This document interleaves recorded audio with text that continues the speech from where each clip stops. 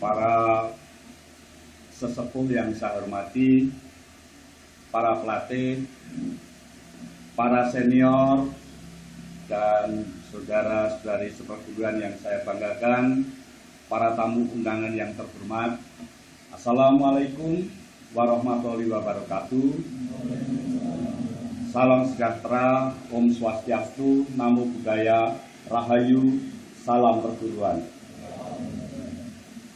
Bapak Ibu yang saya hormati, ketika saya didaulat oleh sang guru PGB Bango Putih untuk memberikan orasi kebangsaan, tidak mungkin saya bisa menolaknya.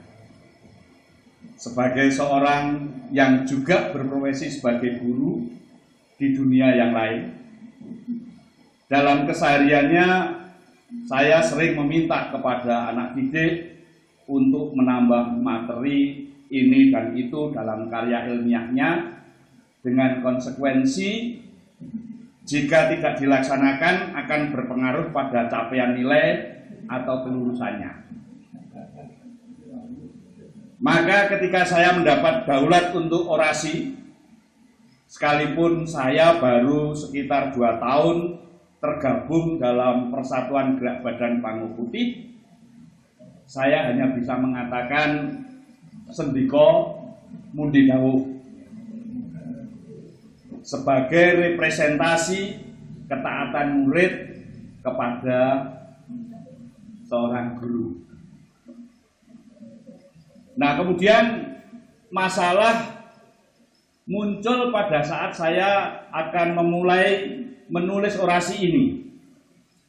Materi apa yang harus saya sampaikan di forum ini? Bagaimana dengan latar belakang ilmuwan saya, yaitu hukum pidana? Akan berorasi dengan topik kebangkitan nasional dalam hubungannya dengan Persatuan Gerak Badan Bango Putih. Di mana titik tautnya antara organisasi Persatuan Gerak Badan Bango Putih yang berbasis pada pencaksilat berkorelasi dengan semangat perjuangan para cendekia tempo dulu untuk memerdekakan bangsanya dari cengkeraman pemerintah kolonial, dengan basis latar belakang keilmuan saya hukum pidana. Jadi agak bingung juga. Nah, uraian dalam segenggam berikut ini akan menyajikan persoalan-persoalan itu. Mudah-mudahan bisa dicerna, bisa dipahami. Bapak Ibu, para sesepuh, para pelatih dan teman-teman seperguruan, orasi yang disampaikan pada malam hari ini adalah untuk memperingati Hari Kebangkitan Nasional. Ialah mengenang kembali bagaimana semangat perjuangan bangsa Indonesia yang dimotori oleh kaum terpelajar tempo dulu untuk mewujudkan bangsa yang merdeka. Dalam konteks peringatan Hari Kebangkitan Nasional, saya akan mengajak merenungkan bagaimana seharusnya warga PGB Bango Putih memaknai Hari Kebangkitan Nasional. Menilik sejarah tercetusnya Hari Kebangkitan Nasional tidak terlepas dari terbentuknya organisasi Budi Utomo pada 20 Mei 1908 di Jakarta. Sejumlah tokoh yang mendirikan organisasi ini adalah Dr. Sutomo, Suraji Tirtonegoro, Gunawan Mangunkusumo, Gondo Suwarno, Sulaiman, dan masih banyak lagi lainnya. Satu tokoh yang menjadi sosok kunci dalam berdirinya organisasi ini adalah Dr. Wahidin Sudirohusodo, alumni Stovia atau Sekolah Kedokteran Jawa pada saat itu.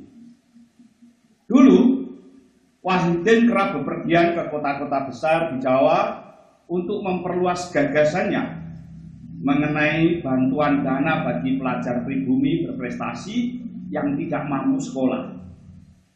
Saat sedang berkeliling itulah Wahidin bertemu dengan para pendiri Budi Utomo. Berbeda dengan organisasi lain yang mengedepankan aksi kekerasan untuk melawan pemerintah kolonial, Budi Utomo adalah organisasi yang lebih aktif bergerak di bidang sosial, ekonomi, dan kebudayaan tanpa melibatkan unsur politik.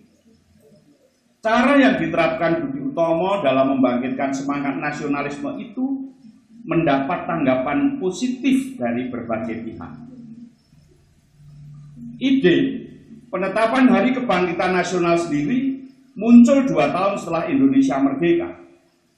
Pada tahun 1947, Belanda melancarkan agresi militer di Indonesia yang mengakibatkan terjadi gejolak sosial, politik, dan ekonomi. Tidak lama kemudian juga muncul adanya oposisi pemerintah. Dari masalah-masalah yang muncul tersebut, Presiden Soekarno menilai diperlukan adanya suatu simbol untuk mempersatukan bangsa. Karena besarnya pengaruh pergerakan Budi Utomo dalam perjuangan kemerdekaan Indonesia, Presiden Soekarno pada tanggal 20 Mei 1948 menetapkan hari kelahiran Budi Utomo sebagai Hari Kebangkitan Nasional. Bagi Presiden Soekarno, organisasi Budi Utomo merupakan tonggak awal dari kebangkitan bangsa Indonesia. Selanjutnya, melalui keputusan Presiden nomor 316 tahun 1959, tanggal 16 Desember 1959, kita mempunyai dasar hukum untuk memperingati peristiwa kebangkitan nasional Indonesia yang disingkat Harkitnas, yaitu hari nasional yang bukan hari libur ditetapkan oleh pemerintah Indonesia sebagaimana kita peringati pada malam hari ini. Faktor pendorong kebangkitan nasional pada dasarnya dapat dilihat dari 2 segi, yaitu faktor eksternal dan internal. Faktor internal yakni penderitaan yang berkepanjangan akibat penjajahan, kenangan kejayaan masa lalu seperti kejayaan pada masa kerajaan Sriwijaya atau Majapahit, dan munculnya kaum intelektual yang menjadi pemimpin gerakan. Sedangkan faktor eksternalnya yakni timbulnya paham-paham baru di Eropa dan Amerika seperti nasionalisme, liberalisme, dan sosialisme. Munculnya gerakan kebangkitan nasional di Asia seperti Turki Muda, Kongres Nasional India, dan Gandhiisme, serta kemenangan Jepang atas Rusia pada perang Jepang-Rusia yang menyadarkan negara di Asia untuk melawan negara Barat. Para hadirin dan hadirat yang saya muliakan, bagaimana kemudian kita harus menyikapi kondisi sosial pada saat ini? Setiap zaman, setiap bangsa tentu mempunyai tantangan tersendiri, berbeda dengan zaman sebelumnya. Sebagai bangsa merdeka yang telah menginjak usia 77 tahun, kita masih dihadapkan pada berbagai persoalan yang kompleks. Pada saat ini, bangsa Indonesia mengalami berbagai macam krisis, baik ekonomi, politik, hukum, dan moral. Membusuknya karakter moral sebagian generasi muda Indonesia merupakan dampak derasnya arus budaya asing yang masuk. Revolusi di bidang transportasi dan teknologi informatika telah menjadikan dunia ini menjadi perkampungan global atau global village. Globalisasi mengakibatkan hilangnya batasan antar negara, seperti tadi sudah disinggung oleh Mas Yoga, serta memudahkan masuknya kebudayaan, informasi, serta pengaruh negatif dari negara lain. Karakter sebagian generasi muda yang seharusnya berlandaskan pada Pancasila dan Undang-Undang Dasar 1945 sebagai jati diri bangsa Indonesia, sebagian telah tergerus oleh karakter hedonis, kapitalis, dan individualis. Utamanya pada persoalan krisis moral. Persoalan ini merupakan hal paling serius untuk memperoleh perhatian. Karena masyarakat sebagai aset pembangunan sudah mulai kehilangan karakter yang sesuai dengan kondisi bangsa. Krisis moral dalam masyarakat antara lain ditandai dengan hilangnya kejujuran, hilangnya rasa tanggung jawab, ketidakmampuan berpikir jauh ke depan, rendahnya disiplin, krisis kerjasama, krisis keadilan, krisis kepedulian. Keadaan tersebut secara otomatis menghilangkan jiwa sportivitas, kejujuran, kepercayaan diri, dan rasa saling menghargai dalam diri manusia. Artinya, manusia sudah tidak mampu introspeksi diri, mengakui kekalahan, dan tidak dapat berinteraksi dengan baik dengan orang lain. Para sesepuh, para pelatih, para senior, dan saudara-saudari yang saya hormati, krisis moral tersebut pada akhirnya juga menimbulkan setumpuk persoalan yang dihadapi bangsa Indonesia. Tentunya tidak dapat digambarkan seluruhnya dalam uraian segenggam berikut ini. Dari setumpuk persoalan itu, ada beberapa hal yang dapat kita kedepankan karena kita telah merasakan, kita mengalami, dan kita menghadapi bersama. Bukan untuk menumbuhkan pesimisme, tetapi justru kita ingin menggugah kesadaran kita bersama untuk menyikapinya. Ada 5 persoalan yang akan saya sajikan dan menjadi perhatian bagi kita bersama, yaitu 1. Persoalan tindak pidana korupsi. 2. Persoalan kejahatan terorisme. 3. Persoalan intoleransi. 4. Persoalan kemiskinan.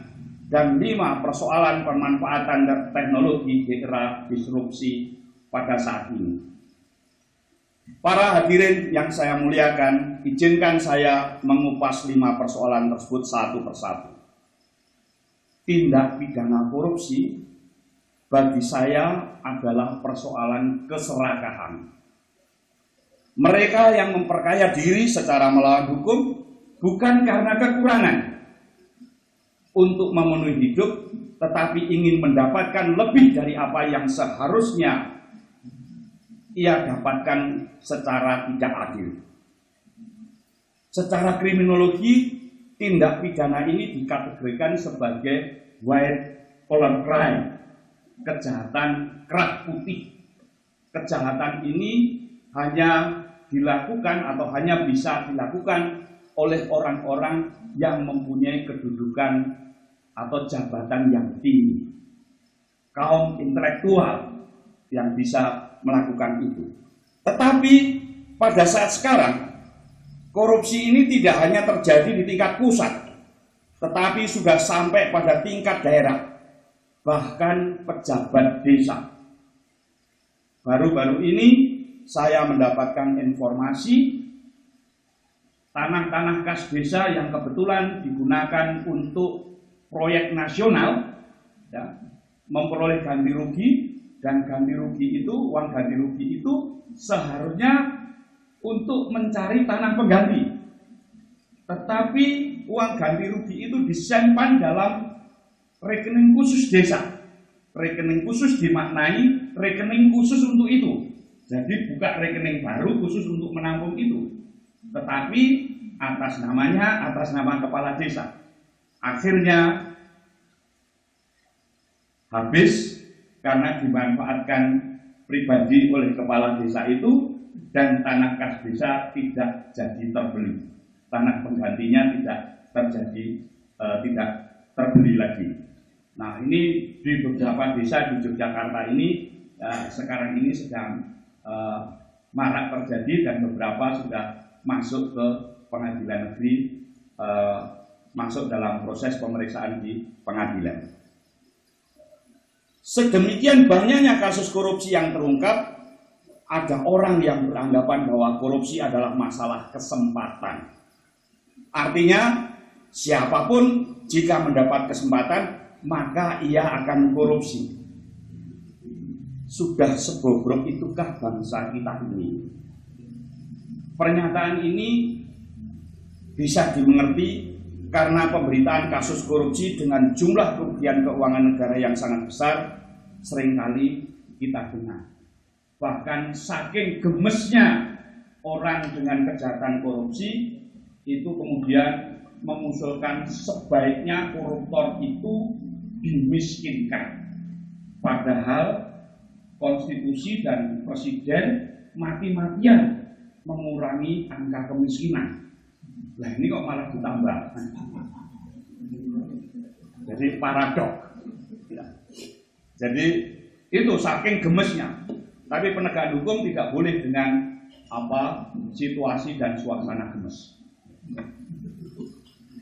Transparansi Internasional baru saja merilis Indeks Persepsi Korupsi IPK tahun 2021. Indeks Persepsi Korupsi Indonesia tercatat meningkat 1 poin menjadi 38 dari skala 0 sampai dengan 100 pada tahun 2021. Nilai yang meningkat ini turut mengerek posisi Indonesia lebih baik dalam urutan IPK global.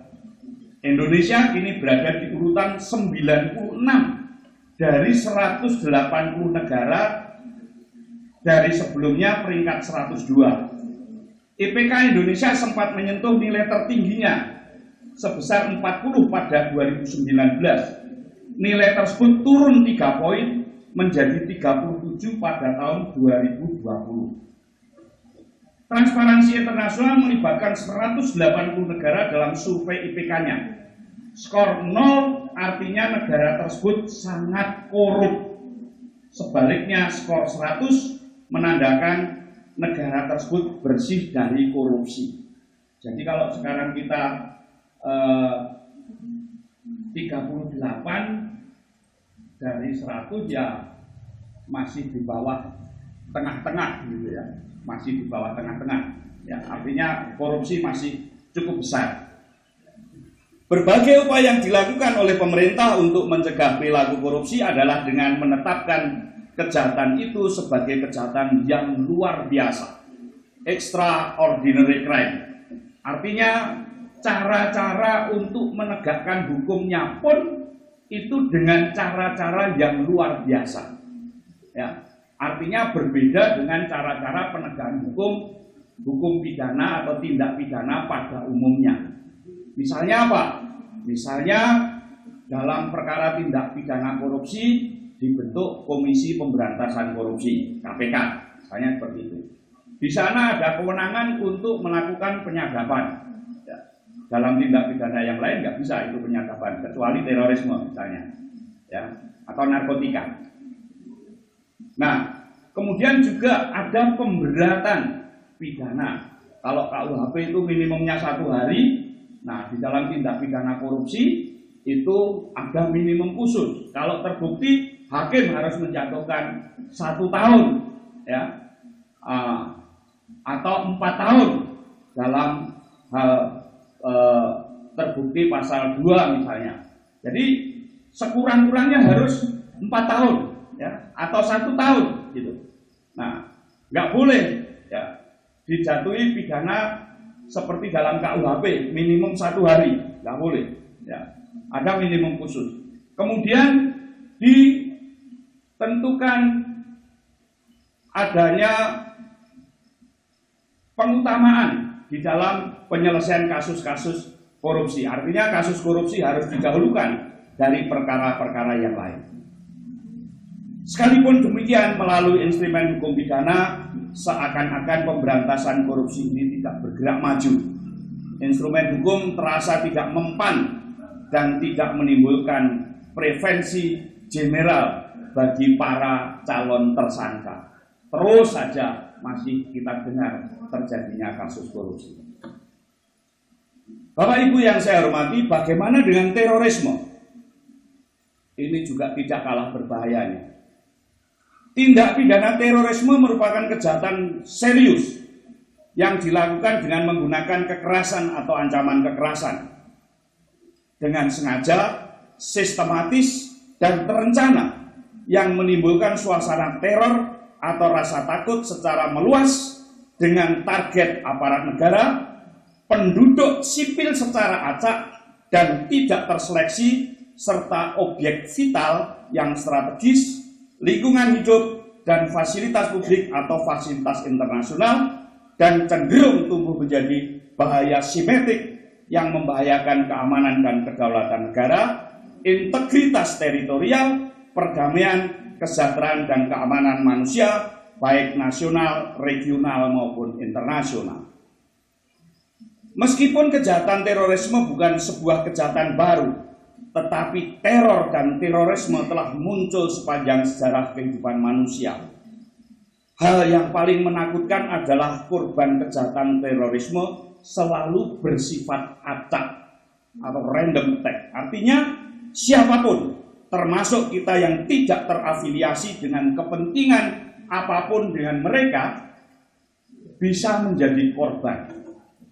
Latar belakang kejahatan terorisme selalu berhubungan dengan pandangan politik. Sekalipun kejahatan ini secara yuridis telah dikecualikan dari kejahatan politik. Mereka memandang bahwa sistem nilai yang berlaku di masyarakat ini tidak sesuai dengan idealita kebenaran yang mereka yakini. Sistem nilai itu harus diubah sesuai dengan keyakinannya.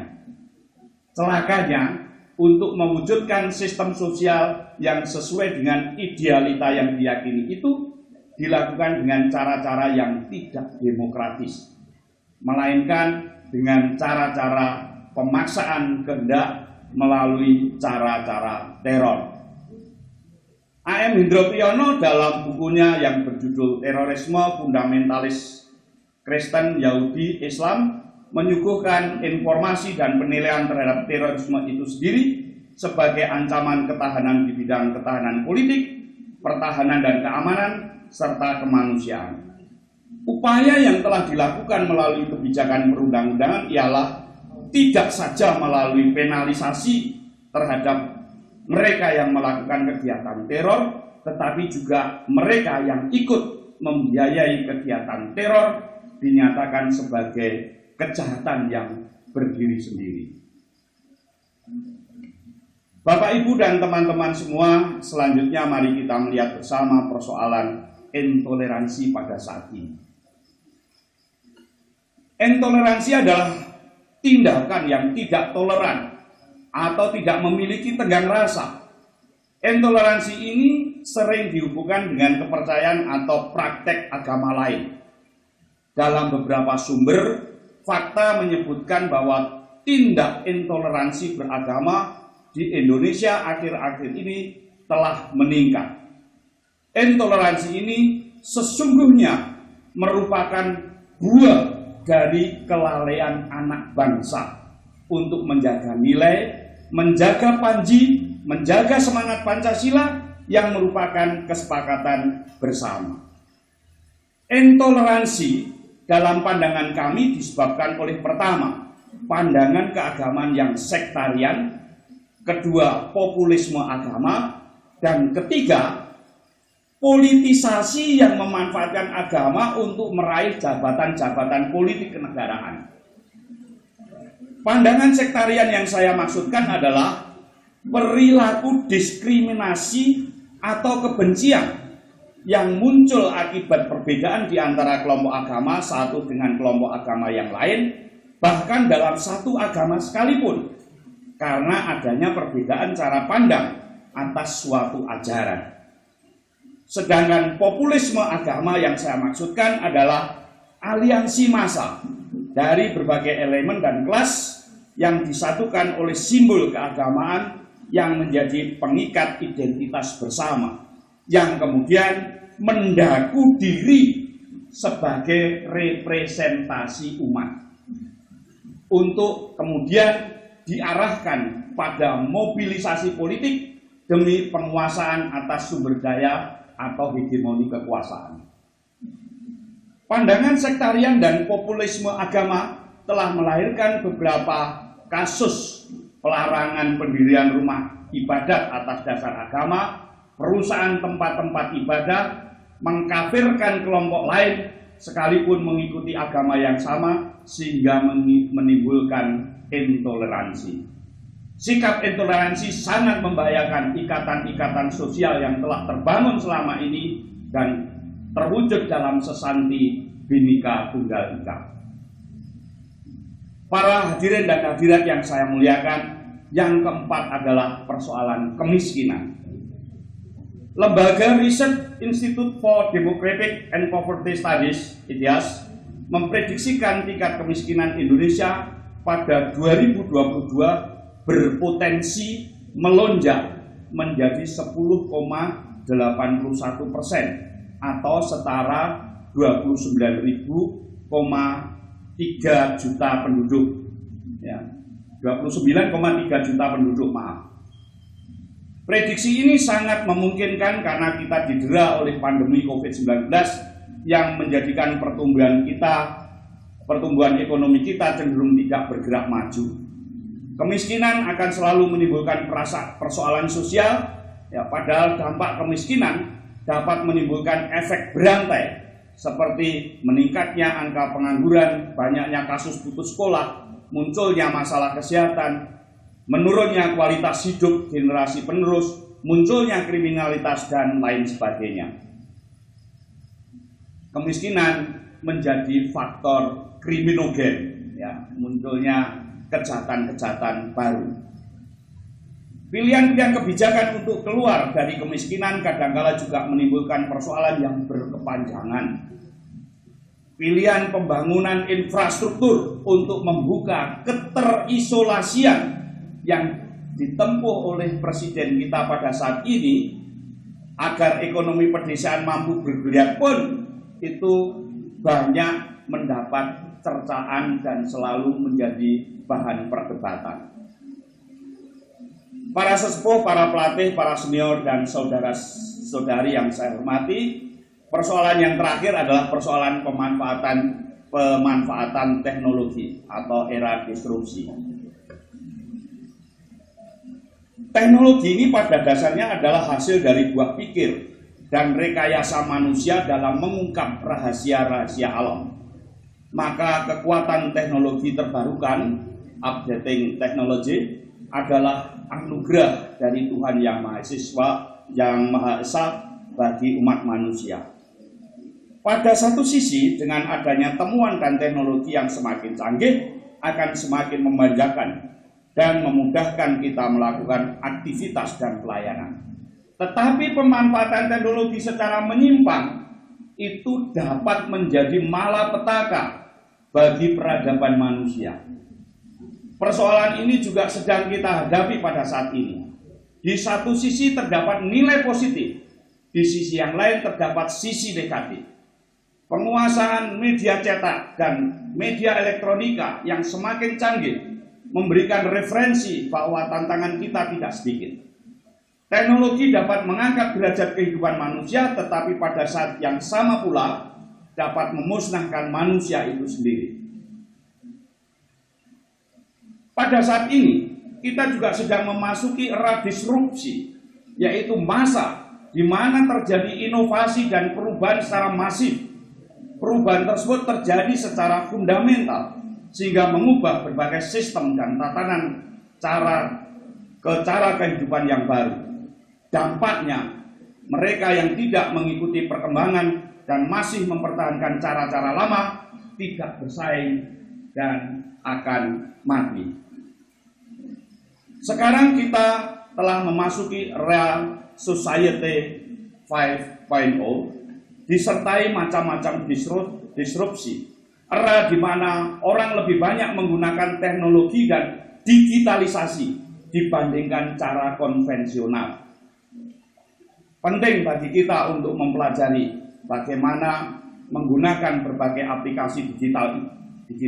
Itu sebabnya kita juga perlu menambah pengetahuan dan menumbuhkan minat untuk mempelajari hal-hal baru dan memahami bagaimana disrupsi itu dapat mengubah masyarakat. Dengan begitu akan memotivasi kita untuk menambah skill di bidang teknologi informasi yang saat ini mengalami percepatan yang begitu pesat. Kemunculan teknologi 5.0 telah membawa perubahan di berbagai bidang seperti transportasi, akomodasi, informasi, dan masih banyak pula bidang lainnya yang mengalami disrupsi atau perubahan besar. Kemunculan aplikasi Uber, Facebook, Alibaba, bermacam-macam marketplace, Gojek, Grab, dan lain-lain telah mendisrupsi masyarakat sehingga menggeser kebiasaan masyarakat. Atas persoalan-persoalan yang telah saya uraikan di atas, ilmu hukum telah lama memperkenalkan teori law as a tool of social engineering yang diajukan oleh Ruskin Pound. Teori Pound ini menjelaskan hukum itu bisa digunakan sebagai alat untuk melakukan rekayasa sosial. Hukum merupakan instrumen sosial yang dipakai untuk menata dan mengarahkan masyarakat kepada situasi dan keadaan yang dikehendaki.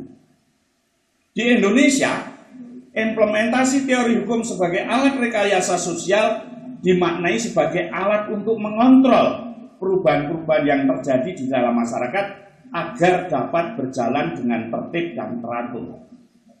Sekilas nampak bahwa strategi ini dapat menangkap dan mengakomodasi perubahan nilai-nilai hukum yang ada di masyarakat dalam rangka mengembangkan skenario bagi kebijakan pemerintah yang tertuang dalam bentuk berbagai peraturan perundang-undangan merupakan kebutuhan yang nyata dan perlu.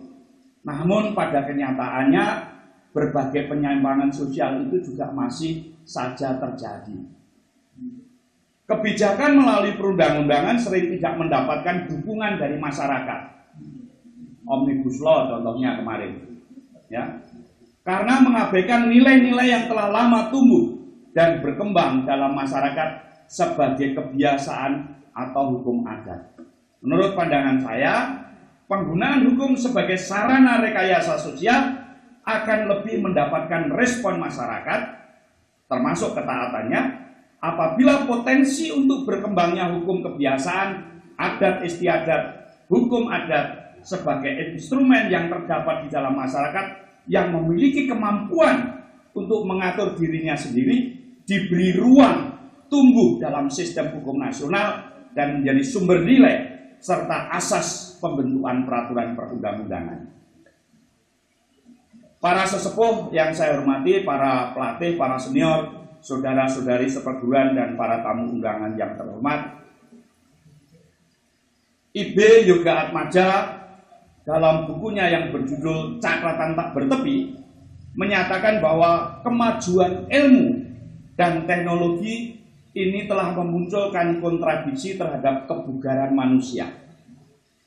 Peralatan yang serba otomatis telah membuat orang tidak melakukan aktivitas fisik, tetapi aktivitas duduk yang lebih dominan. Istilahnya anak muda sekarang mager, malas gerak.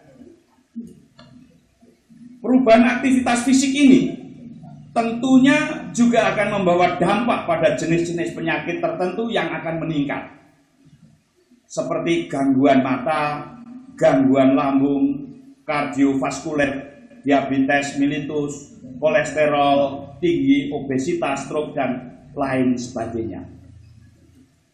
PGB Bangau Putih adalah bagian dari warga negara Indonesia yang mencintai NKRI, Negara Kesatuan Republik Indonesia.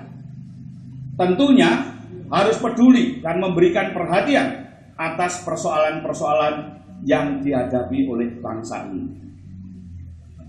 Terhadap persoalan-persoalan tersebut di atas, marilah kita melakukan refleksi. Kita menilai dan mengkaji diri kita sendiri berdasarkan kebiasaan dan perilaku yang selama ini kita lakukan. Tentu tidak berambisi untuk menyelesaikan persoalan bangsa yang kompleks tersebut, tetapi cukup menjadi bagian yang menciptakan kondisi atau setidaknya membantu menciptakan suasana yang kondusif bagi penyelesaian persoalan-persoalan tersebut. Secara spesifik, refleksi diri dapat dilakukan untuk menilai aktivitas kita sehari-hari.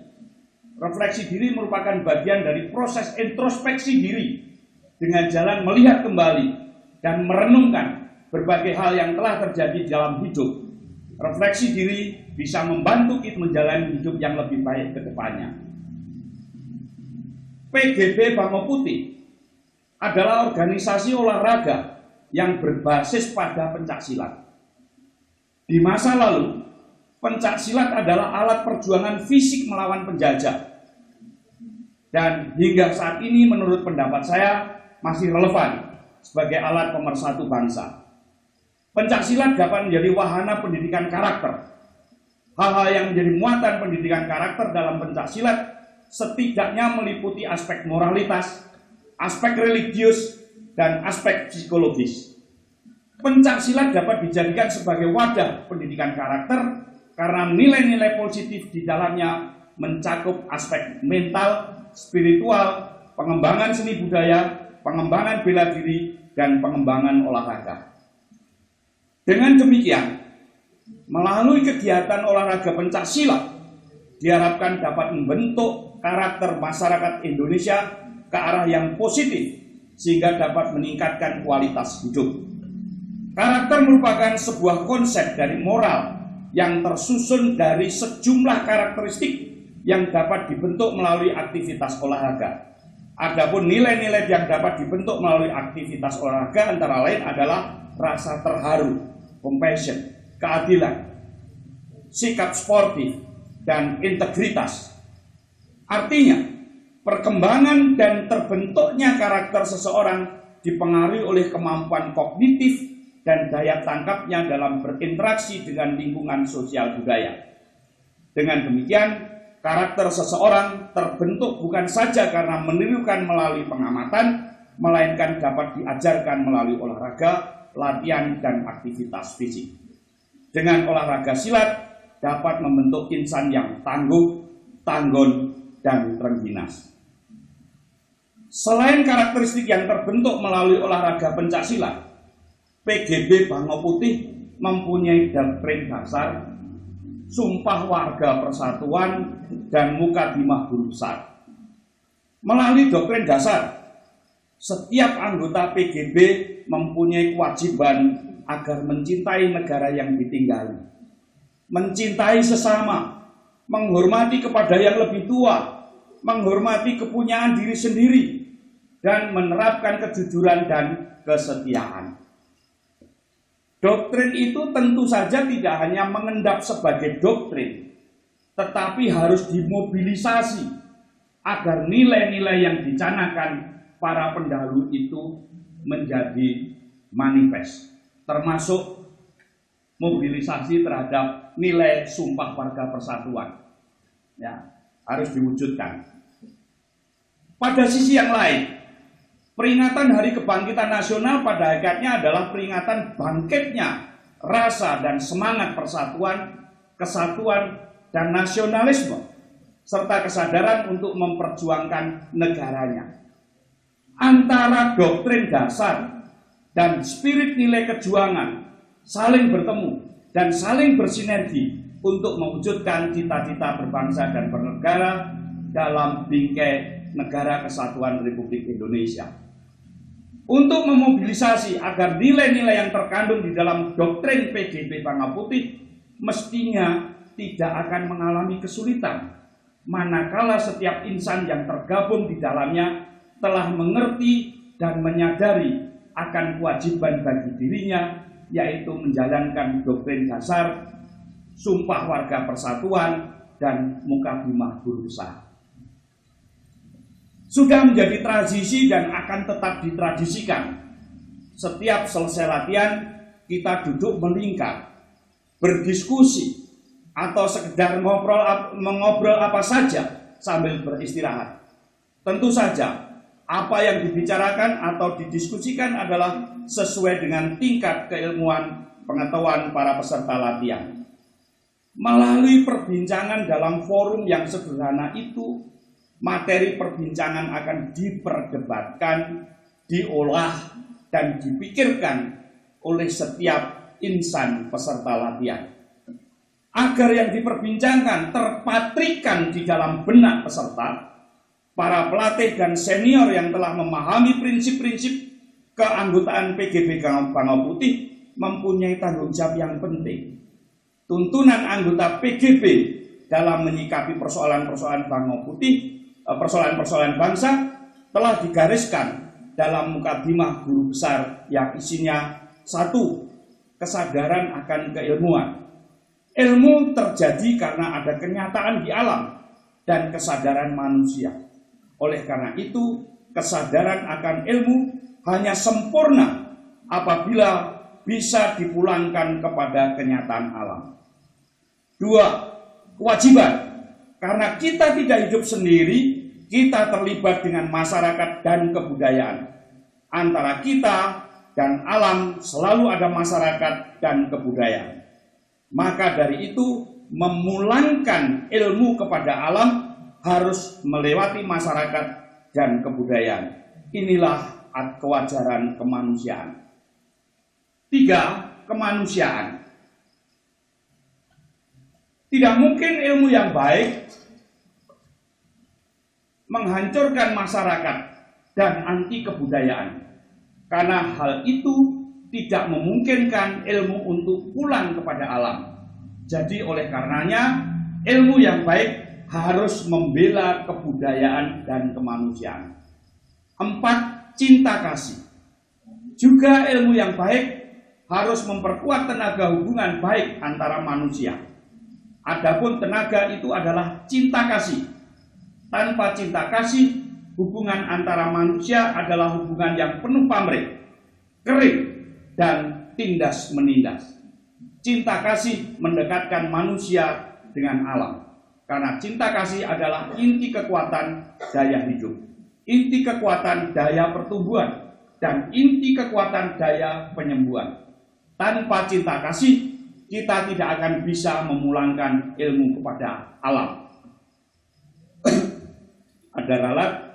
Yang kelima, yaitu kembali. Kami perguruan persilatan persatuan Gerak Badan Bangau Putih memulangkan ilmu kepada alam melalui tekad dan perbuatan untuk membela kemanusiaan, membela kebudayaan, dan membina api cinta kasih. Para sesepuh yang saya hormati, para pelatih, para senior, teman-teman anggota seperguruan, dan para tamu undangan yang terhormat, melalui penyikapan atas berbagai persoalan bangsa yang dituntun melalui doktrin dasar, Sumpah Warga Persatuan, dan mukadimah guru besar PGB Bangau Putih, secara tidak sadar kita telah melakukan kontrol sosial, membentuk jati diri, dan berpihak pada kepentingan bangsa. Terhadap tantangan zaman dan berbagai persoalan yang menerpa, maka PGB Bangau Putih tidak hanya menyumbangkan insan yang tangguh, tanggon, dan terengginas secara fisik, tetapi juga insan yang berwawasan kebangsaan yang kuat.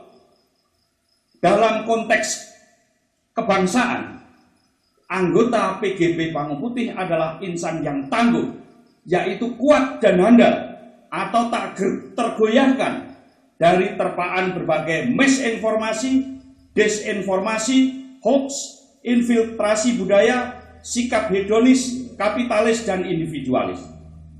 Tanggon artinya anggota PGB Bangau Putih memiliki tingkat kepribadian yang tahan uji dan ulet, sehingga tidak akan tergerus oleh berbagai upaya yang merusak jati diri bangsa Indonesia. Dan terginas, yaitu anggota yang cekatan, cepat tanggap, dan mempunyai kepekaan yang tinggi dalam menyikapi berbagai aspek sosial yang merusak sendi-sendi kehidupan bangsa. Melalui acara malam ini, semoga ada kebangkitan cara berpikir, dimulai dari hal-hal yang kecil untuk kembali ke jati diri bangsa. bukan berpikir untuk budaya impor yang merusak kebinekaan kita. Terima kasih. Wassalamualaikum warahmatullahi wabarakatuh. Salam sejahtera, Om Swastiastu, Namo Buddhaya, salam kebajikan. Saya akhiri, terima kasih.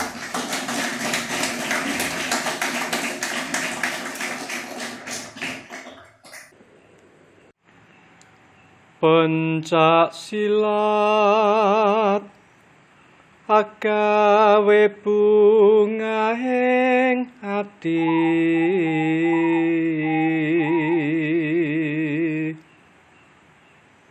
badan berkas waras,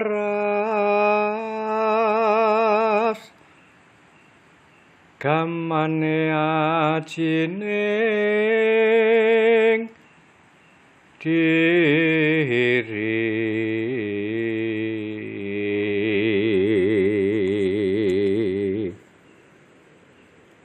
Medar rasa andum